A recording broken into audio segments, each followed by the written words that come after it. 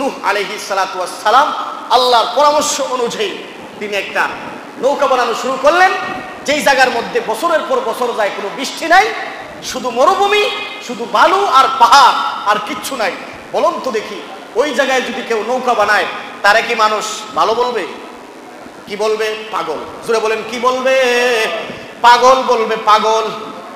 আমরা যদি এই জায়গায় একটা স্টিমার বানানো শুরু করি, জাহাজ বানানো শুরু করি, রবিটা কোন দিকে যাইব? এটা হুজুরে পাগলের মতো বানাইছে।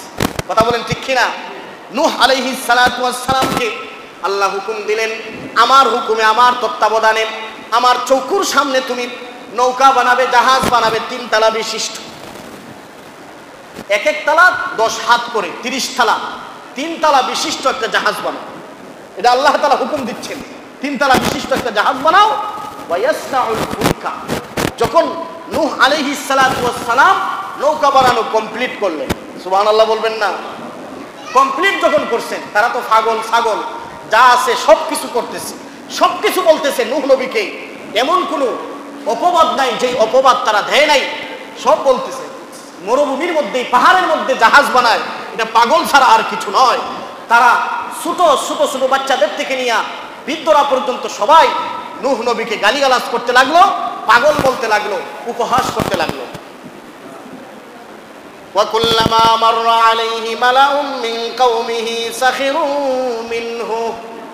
আল্লাহ তাআলা বলেন, যখন তারা মাররা আলাইহি মালাউন মিন কওমিহি, তাদের কওম থেকে কোনো লোক যখন ওই জাহাজের নৌকার পাশ দিয়া চলাচল করত, তখন সময় সাখিরু মিনহু, তারা সবাই উপহাস করত, সবাই বলতো এটা কি একটা পাগল ছাগলের কারবার, আর বলতেছে নাকি আযাব আসবে, বলতেছে নাকি আমাদেরকে ধ্বংস করা হবে, পাগল ছাগলের মতো কথাবার্তা বলতেছে।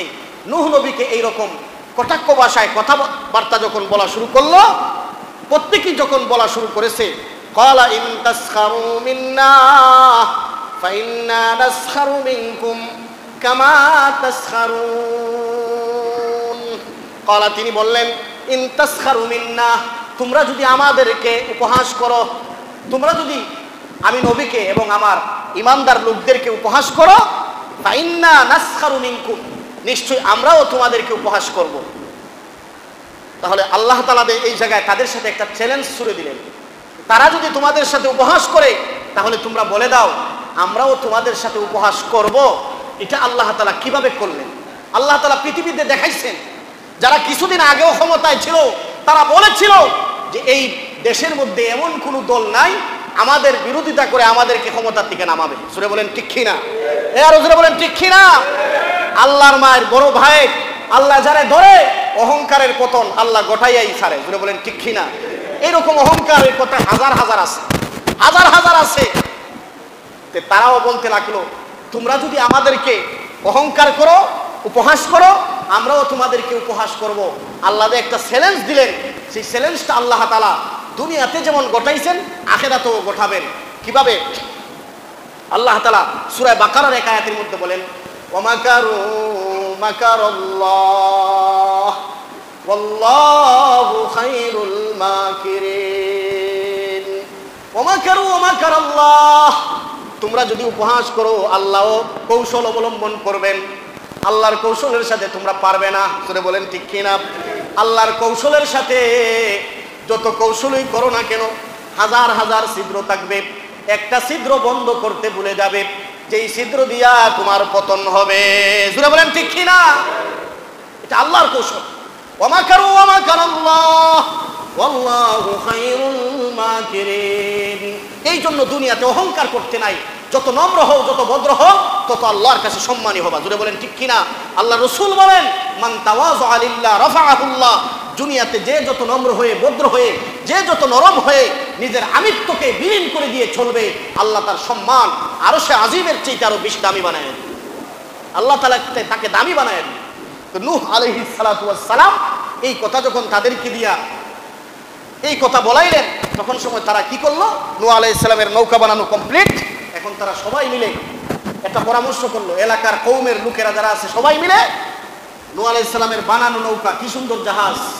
আগের মানুষ দেখবেন যখন পায়খানা টয়লেটে ধরতো, বাড়ির আঙ্গিনার বাহিরে গিয়া এক সাইডে গিয়া বাঁশের মধ্যে বৈশা পায়খানা টয়লেট করতো। পুরো বলেন ঠিক কিনা? আর 100 বছর আগে 20 বছর আগেও এরকম ছিল। এখন না আধুনিক জমানা, ভিতরে সব ঢুকে গেছে, আগে সব বাহিরে থাকতো। জোরে বলেন ঠিক কিনা?